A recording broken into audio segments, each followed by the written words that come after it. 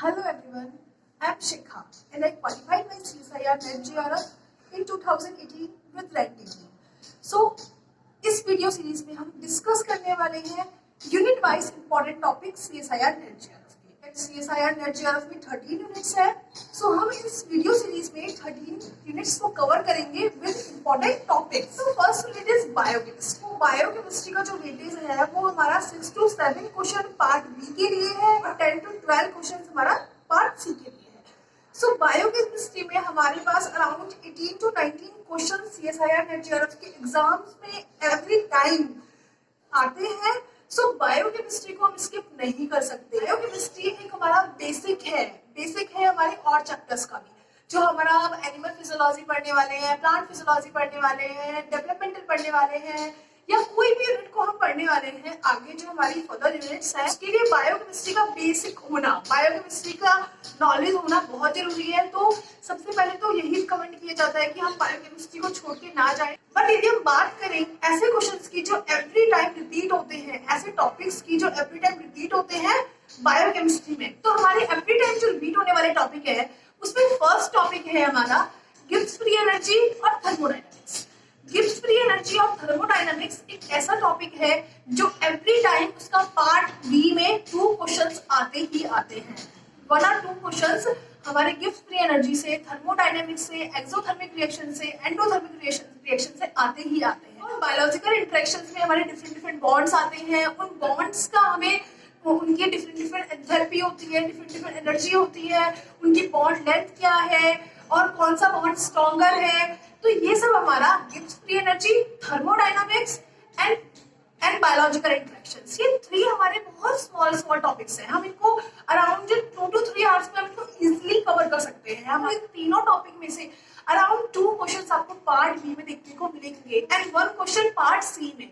सो हम इन तीनों टॉपिक को स्किप नहीं कर सकते बायोकेमिस्ट्री में। और अब सेकंड टॉपिक हमारा आता है बायोमॉलिक्यूल्स। बायोमॉलिक्यूल्स हमारे बहुत सारे हैं, जैसे लाइक प्रोटीन है हमारा, न्यूक्लिक एसिड है हमारा, कार्बोहाइड्रेट है, लिपिड है, विटामिन है। But out of these biomolecules हमारे लिए प्रोटीन सबसे इंपॉर्टेंट बायोमॉलिक्यूल है, जिससे रिलेटेड बहुत ज्यादा क्वेश्चन आते हैं। प्रोटीन में हमें क्या क्या करके जाना होगा? प्रोटीन यदि आप फुल कर सकते हो तो वेल एंड गुड, बट यदि आप प्रोटीन फुल नहीं कर सकते तो बेटर रहेगा कि आप प्रोटीन के जो इंपॉर्टेंट टॉपिक्स है उनको कवर करके जाएं। स्ट्रक्चर हो गया अमीनो एसिड का, उनकी पीआई वैल्यूज हो गई, पीएच आ गया, ज्यूटर आयन आ गया। सेकेंड थिंग हमारी आती है एब्जॉर्प्शन। अब हमारा ट्रिप्टोफैन, टायरोसिन और फिनाइलएलानाइन, ये हमारे एरोमेटिक अमीनो एसिड्स है, इनका एब्जॉर्प्शन 280 नैनोमीटर पे। रामाचंद्रा प्लॉट तो फुल ही इंपॉर्टेंट है और रामाचंद्रा प्लॉट्स इतना इजी टॉपिक है, मींस रामाचंद्रा प्लॉट से एवरी ईयर क्वेश्चन रिपीट होता है। फिर आता है primary structure, secondary structure, tertiary structure, proteins के लूप्स, हेलिक्स, इनको आप स्किप नहीं कर सकते। इसमें से 1 or 2 क्वेश्चंस पार्ट बी में आता ही आता है। ये एक और टॉपिक आता है हमारा प्रोटीन्स के चैप्टर में, वो है protein sequencing and cleavage. Protein sequencing and cleavage CSIR के लिए इंपॉर्टेंट तो है ही है, हमारा वो डीबीटी के रिगार्डिंग भी बहुत इंपॉर्टेंट टॉपिक है। प्रोटीन सीक्वेंस एंड क्लीवेज में हमारे डिफरेंट एंजाइम्स होते हैं जो कि प्रोटीन को क्लीव करते हैं एक पर्टिकुलर साइट्स पे, वो हम अपने माइंड में रख सकते हैं। जो प्रोटीन सीक्वेंसिंग का जो ये हमारा पार्ट है, इससे हमारा सी पार्ट में क्वेश्चन जरूर आता है। तो इफ आप प्रोटीन पूरा करके जाना चाहते हैं, इफ आप प्रोटीन को फुल कवर करके जाना चाहते हैं तो well and good, but if आपके पास टाइम नहीं है, सो ये टॉपिक्स जो अभी मैंने मेंशन किए हैं, ये सारे टॉपिक्स भी आप एक बार इनको रिवाइज कर लेंगे तो ये बहुत अच्छा रहेगा, बिकॉज प्रोटीन के क्वेश्चन एवरी टाइम रिपीट होते ही है इन टॉपिक से। तो फर्स्ट हो गया थर्मोडायनामिक्स, जिसमें हमारा गिब्स एनर्जी आ गया, थर्मोडायनामिक्स आ गया, बायोलॉजिकल इंटरेक्शंस आ गए। फिर सेकंड हमारा हो गया प्रोटीन। अब थर्ड टॉपिक जो है वो है हमारा न्यूक्लिक एसिड। न्यूक्लिक एसिड से 2 क्वेश्चन तो आने ही आने हैं पार्ट बी में, और पार्ट सी में भी 1 or 2 क्वेश्चन आ जाते हैं न्यूक्लिक एसिड से। अब न्यूक्लिक एसिड जो हमारा टॉपिक है उसमें हमें जो इम्पोर्टेंट करने की जरूरत है वो है हमारा स्ट्रक्चर हो गया, हमारा डीएनए का स्ट्रक्चर हो गया, मॉडल्स हो गए। एक हमारा आता है डीएनए मॉडल्स, जैसे लाइक A, B, Z। तो इसके डिफरेंट जैसे लाइक हेलिक्स, किसमें कितने हेलिक्स होते हैं, बेस पेयर होते हैं, किसका कितना डायमीटर है, इससे रिलेटेड क्वेश्चन बहुत ज्यादा रिपीट होता है। इवन एवरी टाइम ही आता है जो हमारा डिफरेंट डीएनए के मॉडल है, A DNA model, B DNA model, Z DNA model, इनसे रिलेटेड क्वेश्चन एवरी टाइम।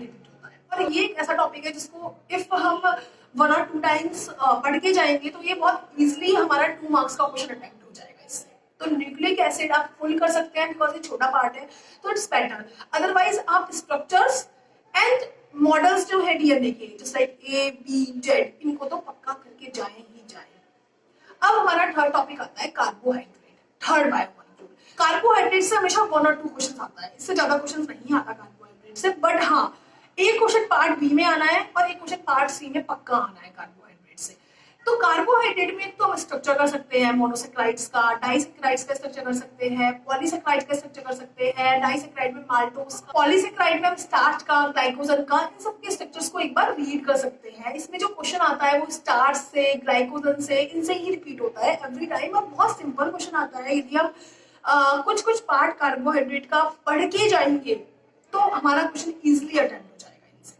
अब फोर्थ आता है लिपिड। लिपिड आप चाहे तो कर सकते हैं, अदरवाइज लिपिड से और हमारा विटामिन से क्वेश्चन नहीं आता है। इवन मैं रिकमेंड करूंगी विटामिन तो कम्प्लीटली आप स्किप कर सकते हो बिकॉज विटामिन से क्वेश्चन नहीं आता है। कभी 1 बार और 2 बार आया है वो अलग है, बट नहीं आता विटामिन से क्वेश्चन। एंड लिपिड से भी क्वेश्चन नहीं आता, लिपिड से बहुत ही रेयरली क्वेश्चन आता है। ये हमारा बायोमॉलिक्यूल्स कवर हुआ है, हमें थर्मोडायनेमिक्स करना है, और जो हमारा बायोमॉलिक्यूल्स है उसमें जो प्रायोरिटी होनी चाहिए हमारी प्रोटीन की होनी चाहिए। फर्स्ट प्रायोरिटी लिस्ट में प्रोटीन होना चाहिए, देन सेकंड प्रायोरिटी लिस्ट में हमारे न्यूक्लिक एसिड होना चाहिए, फिर थर्ड प्रायोरिटी लिस्ट में कार्बोहाइड्रेट और लिपिड एंड विटामिन आपकी अपनी चॉइस है। अब आता है एक और एंजाइम। एंजाइम एक ऐसा टॉपिक है जिसमें क्वेश्चन पक्का पक्का पक्का आएगा। Enzyme is the most important topic in biochemistry. Enzyme से क्वेश्चन आता ही आता है, इवन 2 से 3 क्वेश्चन पार्ट सी में भी आते हैं और 1 to 2 क्वेश्चन पार्ट बी में भी आते हैं। अब हम एंजाइम का क्लासिफिकेशन कर सकते हैं, उसकी सब यूनिट्स, एंजाइम की एक्टिविटीज, एंजाइम की यूनिट, इन सब के बारे में पढ़ सकते हैं।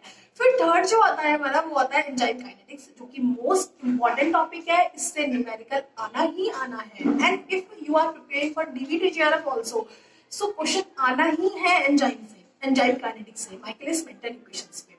एंजाइम इनहिबिशन से भी क्वेश्चन आता है। एंजाइम इनहिबिशन से मोस्टली 2 क्वेश्चंस आते हैं, पार्ट बी में एक क्वेश्चन और पार्ट सी में एक क्वेश्चन। एंजाइम इनहिबिशन में आपको क्या देखना है कि डिफरेंट टाइप के कौन कौन से एंजाइम इनहिबिशंस हैं, बी मैक्स की वैल्यू और के मैक्स की वैल्यू कब हमारी इंक्रीज हो रही है, कौन से इनहिबिशन में कब डिक्रीज हो रही है, बी मैक्स की वैल्यू और के मैक्स की वैल्यू क्यों इंक्रीज हो रही है और क्यों डिक्रीज हो रही है। तो ये बहुत इंपॉर्टेंट टॉपिक है एंजाइम में। मोस्टली स्टूडेंट्स का ये क्वेश्चन होता है कि इसमें मेटाबॉलिज्म बहुत ज्यादा वाइड है, बहुत ज्यादा स्टेप्स है, हर एक बायोमॉलिक्यूल का मेटाबॉलिज्म करना थोड़ा सा डिफिकल्ट टास्क है बिकॉज स्टेप्स इतने सारे हैं, उन स्टेप्स के एंजाइम्स इतने सारे हैं, तो it's very difficult to crack all these things. कि मेटाबॉलिज्म आप स्किप करिए, वही क्वेश्चन आता है मेटाबॉलिज्म से, और वो क्वेश्चन भी कहीं से भी आ सकता है, किससे भी मेटाबॉलिज्म से आ सकता है। तो मेटाबॉलिज्म स्किप करना सही रहेगा। मेटाबॉलिज्म में आप थोड़ा सा करके जा सकते हो, जैसे लाइक यूरिया साइकिल करके जा सकते हो। यूरिया साइकिल आपका एनिमल फिजियोलॉजी में भी प्रिपेयर हो जाएगा, तो यहाँ प्रिपेयर कर लेंगे तो एनिमल फिजियोलॉजी में ही आपके लिए बहुत ईजी रहेगा। तो आप एक यूरिया साइकिल प्रिपेयर कर सकते हो। यूरिया साइकिल के बाद आप प्रिपेयर कर सकते हो फैटी एसिड का सिंथेसिस एंड फैटी एसिड का ब्रेकडाउन। ये काफी इंपॉर्टेंट टॉपिक है, not important but still metabolism को देखा जाए तो मेटाबॉलिज्म में 1 और 2 क्वेश्चन रिपीट होता है, और मेटाबॉलिज्म में भी क्वेश्चन मोस्टली जो रिपीट होता है वो हमारा फैटी एसिड से रिपीट होता है, सिंथेसिस एंड उनके डिग्रेडेशन से, उनके ब्रेकडाउन से, या हमारा यूरिया साइकिल से भी 1-2 बार क्वेश्चन रिपीट हुआ है। तो यदि आपके पास टाइम है तो आप इनको देख के जा सकते हो, अदरवाइज आप मेटाबॉलिज्म को, लिपिड को एंड विटामिन को छोड़ के जा सकते हो, आप इन सबको स्किप करके जा सकते हो। इट्स अप टू यू कि आपको ये टॉपिक्स करने हैं या नहीं, बट इफ आप जो इम्पोर्टेंट टॉपिक्स हैं बायोकेमिस्ट्री के उनको भी कवर कर लेंगे तो आप बायोकेमिस्ट्री को बहुत अच्छे से अटेम्प्ट कर लेंगे। आप थर्मोडायनेमिक्स, बायोलॉजिकल इंटरेक्शंस, सेकेंड हमारा protein, nucleic acid, carbohydrate, enzymes, इन 5 टॉपिक्स को कवर करके जाएं। और इफ आप एंड के 2 मंथ्स में प्रिपरेशन को स्टार्ट कर रहे हैं तो आप ये 5 टॉपिक इजीली कवर कर सकते हैं। Okay, best of luck, thank you.